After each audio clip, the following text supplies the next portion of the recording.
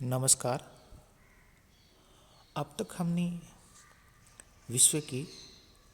कृषि व्यवस्थाओं के अंतर्गत विटलसी द्वारा निर्धारित कृषि व्यवस्थाओं को विभिन्न प्रकार से अध्ययन किया। उनमें से हमने विटलसी के द्वारा निर्धारित 13 कृषि प्रकारों का अध्ययन किया।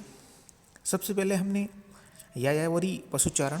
उसके बाद में पशुधन संवर्धन, उसके बाद में स्थानांतरण खेती, आद्य रूप जोत खेती, चावल प्रधान निर्वाहजनक सघन कृषि। और अब आज हम विश्व के अन्य जो बिना चावल के प्रधान जो खेती हैं, जो धान से संबंधित है, उन सघन जोत के बारे में अध्ययन करेंगे। इस कृषि में धान के अलावा अन्य जो भी उपज है उन सभी का मुख्य रूप से उत्पादन किया जाता है। हम देखते हैं कि जो धरातल का स्वरूप होता है और उसकी विभिन्नताओं के कारण मिट्टी है, वनस्पति हैं, तापक्रम है, उत्पादन काल की अवधि है, आर्द्रता संबंधी दशाएं हैं, सूर्य का प्रकाश है और वायु है, और इसके अलावा अन्य सामाजिक और आर्थिक कठिनाइयाँ भी जो मुख्य रूप से विश्व के अनेक भागों में धान की खेती करने के लिए संभव नहीं हो पाती है और न ही वह धान के लिए लाभदायक होती है। अतः विश्व के ऐसे स्थान जहाँ पर अन्य उपजों की सघन निर्वाह कृषि के द्वारा उत्पन्न किया जाता है, और हम देखते हैं कि इस व्यवस्था में जो कार्य विधियों का आधार है वो निर्वाह और सघनता संबंधी दोनों ही उद्देश्यों की पूर्ति करना होता है।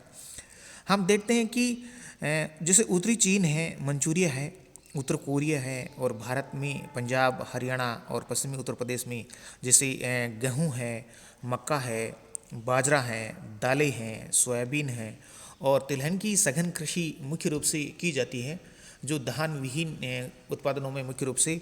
शामिल है। थाईलैंड जैसे देश हैं प्रायद्वीपीय भारत में छोटे मोटे अनाज, मक्का और दालें इनकी जो मुख्य प्रधान उपज हैं, क्योंकि यहाँ की मिट्टी और आर्द्र धान की खेती के लिए उपयुक्त नहीं होती है, परंतु खेती की प्रकृति और स्वरूप आर्द्र खेतों में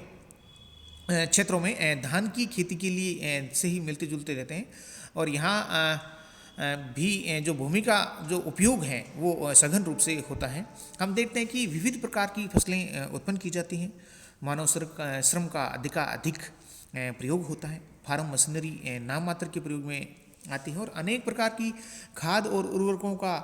खेतों में मुख्य रूप से उपयोग होता है। भारत में बात करें तो भारत में जोत के लिए खेतों और फार्मों का आकार प्राय छोटा और बिना लाभदायक प्रद का होता है।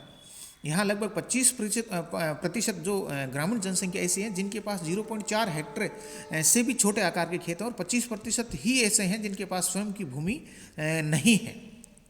जिसे वे जोत सके। इसका परिणाम ये है कि जो भारतीय किसान है वो निर्धन है, और अधिकांश ऐसे नहीं हैं जो आधुनिक कृषि उपकरण हैं, उर्वरक हैं, उत्तम बीज हैं, कीटनाशक हैं, रोगनाशक दवाएं हैं खेतों के लिए मुख्य रूप से खरीद सके। हम देखते हैं कि पंजाब है, हरियाणा है और पश्चिमी उत्तर प्रदेश में बड़े बड़े खेतों पर ये ट्रैक्टर यद्यपि लोकप्रिय, परंतु आमतौर पर आज भी बैल और भैंस ही सामान ढोने और हल खींचने वाले प्रधान पशु हैं, और कृषि के जो अधिकांश कार्य हैं वो इन्हीं जो श्रमिक होते हैं उनके द्वारा ही मुख्य रूप से पूर्ण कर लिए जाते हैं। अन्य उपज में मुख्य रूप से हम देखते हैं कि जो सघन कृषि है वो किस तरह की है। सघन कृषि का जो तात्पर्य होता है अपेक्षाकृत छोटी इकाई के फार्मों में अधिक पूंजी और श्रम द्वारा उच्च उत्पादन प्राप्त करने और वर्ष में एक ही खेत में अनेक फसलें उत्पन्न करने से मुख्य रूप से होता है। सघन कृषि के अंतर्गत मिट्टी में अधिकाधिक उर्वरक की खुराक प्रयोग करना, उत्तम कोटि के बीजों का बोना और फसल में कीटनाशक दवाएं छिड़कना और समय अनुसार सिंचाई करने और फसलों के हेरफेर और हरी खादों से अधिकतम उत्पादन करना ही इसका मुख्य उद्देश्य होता है। और ऐसी जो कृषि व्यवस्था है वो प्रधानतः वहाँ प्रचलित है जहाँ जनसंख्या का घनत्व जो होता है कृषि भूमि पर बहुत अधिक होता है, और प्रति व्यक्ति खेतीय भूमि की मात्रा भी बहुत कम होती है। चीन, Japan, Bangladesh, Bharat, Sri Lanka, Indonesia, Malaysia, Philippines, Vietnam, Thailand, Laos और कंबोडिया ऐसे देश हैं जहां सघन कृषि बहुत अधिक मात्रा में मुख्य रूप से प्रचलित है। हम देखते हैं कि जो सघन कृषि को दो मुख्य रूपों में विभाजित किया गया है। आर्द्र धान प्रधान सघन कृषि और अन्य जो खाद्य फसलें प्रधान सघन कृषि है। और इन दोनों व्यवस्थाओं में सघन निर्वाह कृषि के अंतर्गत हमने पिछले जो यूट्यूब चैनल में जो बनाया था, वीडियो में बनाया था, उसमें हमने अध्ययन किया है। और इसकी जो प्रमुख जो विशेषताएं होती है वो बहुत छोटे आकार की जोत होती है,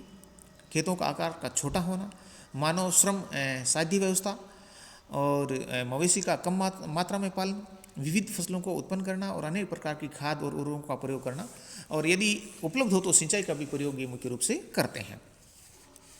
अब मैं विस्तृत कृषि के बारे में बताना चाहूँ तो विस्तृत कृषि व्यवस्था अपेक्षाकृत आधुनिक काल की व्यवस्था है और ये मध्य अक्षांशों के महाद्वीपीय क्षेत्रों, जहाँ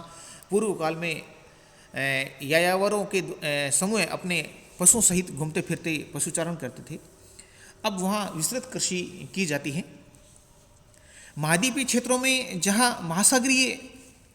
प्रभाव और वर्षा भी 300 से 600 मिलीमीटर से अधिक नहीं है, वहाँ फसलों का जो उत्पादन करना सरल नहीं है और जोखिम भरा सौदा भी होता है। हम देखते हैं कि यहाँ के जो किसानों के फार्म पर मशीनरी का प्रयोग कर अनाज, गेहूँ आदि बड़े पैमाने पर उत्पन्न करना आरंभ कर दिया है और विस्तृत कृषि को रेलों द्वारा बाह्य जगत से जोड़कर अनाज का बड़ी मात्रा में निर्यात भी होने लगा है। विस्तृत कृषि का सबसे अच्छा विकास रूस के जो पूर्वी क्षेत्र हैं, जिनमें यूक्रेन है, कजाकिस्तान है, उज्बेकिस्तान है, संयुक्त राज्य के मध्य और पश्चिमी मैदान हैं, कनाडा के प्रेरीज हैं, अर्जेंटीना की पंपाज हैं और ऑस्ट्रेलिया की डाउन्स मैदानों में मुख्य रूप से देखने को हमें मिलता है। हम देखते हैं कि बड़े बड़े खेतों पर मशीनों की सहायता से अन्न उत्पादन करने की ये कृषि व्यवस्था श्रमिकों की बहुत कम संख्या पर मुख्य रूप से निर्भर रहती है। इसके अलावा हम देखते हैं कि जो प्रति हेक्टर उत्पादन है सघन कृषि की तुलना में कम होता है, परंतु कुल उपज की मात्रा बहुत अधिक होती है और ये विरल जनसंख्या वाले क्षेत्रों में जहाँ नवीन कृषि भूमि के उपयोग में लाई जा चुकी है, वहाँ मुख्य रूप से ये प्रचलित है और वहाँ मुख्य रूप से की जाती है। हम देखते हैं कि जो विस्तृत कृषि के क्षेत्रों में की जाने वाली कृषि के जो फार्मों का आकार होता है प्राय काफ़ी बड़ा होता है, जैसे 240 से 16,000 हेक्टेयर तक मुख्य रूप से देखने को मिलता है। अधिवास छोटे और प्राय एक दूसरे रूप में बिखरे हुए अलग अलग स्थित होते हैं और यहाँ सुनापन मतलब एक मुख्य समस्या है। कृषि का जो संचालन है मुख्य रूप से अत्यधिक मशीनों द्वारा होता है। जुताई है, बुआई है, गुड़ाई है, कटाई है, भूसी साफ करने की क्रिया आदि सभी मशीनों द्वारा ही होता है। इस कृषि में प्रयोग की जाने वाली बड़ी मशीन मुख्यतः ट्रैक्टर है, हल है, ड्रिल है, कंबाइन हार्वेस्टर है, थ्रेसर है और विनोवर्स हैं। ये मुख्य रूप से ऐसे मशीनी यंत्र हैं जिनके द्वारा कृषि का जो उत्पादन है महत्वपूर्ण रूप से बहुत अधिक बड़े पैमाने पर किया जाता है और खाद्यान्नों को जो भंडारण है उनको सुरक्षित रखने के लिए बड़े बड़े भंडार गृह भी मुख्य रूप से यहाँ बनाए गए हैं। विस्तृत कृषि की हम मुख्य एक जो विशेषता है वह फसल विशेषतः गेहूँ उत्पादन करना है। समयानुकाल कृषक शीतकालीन और अथवा जो बसंतकालीन गेहूँ है वो मुख्य उत्पादन करते हैं। दूसरे खाद्यान्नों में जौ, जई, राई, फ्लैक्स, तिलहन मुख्य रूप से उत्पन्न किए जाते हैं और गेहूं का जो प्रति हेक्टेयर उत्पादन है वो 1500 किलोग्राम से अधिक नहीं होता, परंतु सघन कृषि में जापान व पंजाब का प्रति हेक्टेयर उत्पादन इससे 3 गुना से भी अधिक होता है। विस्तृत कृषि में हम बात करें तो श्रमिकों की जो संख्या है वो काफ़ी कम प्रयोग में लाई जाती है और मशीनीकरण के कारण प्रति व्यक्ति उत्पादन मुख्य रूप से अधिक होता है। इसकी अन्य विशेषताओं हम देखें तो सिंचाई की कृषि है, खेतों पर किसानों का स्वामित्व और किराएदारी, और इसके अलावा जो पट्टे पर जो जोत की भूमि न देने की जो प्रथा है, फसल कटाई के जो महत्वपूर्ण समय पर ही कुछ ऐसा अतिरिक्त श्रम है उनको मुख्य रूप से ये किराए पे लाते हैं, भाड़े पे लाते हैं और फसल को जलवायु संकटों का भय मुख्य रूप से यहाँ बना रहता है और मंडी में भावों के उतार चढ़ाव के कारण उत्पादक को मुख्य रूप से हानि उठानी पड़ सकती है। अतः किसानों से केवल एक फसल उत्पादन के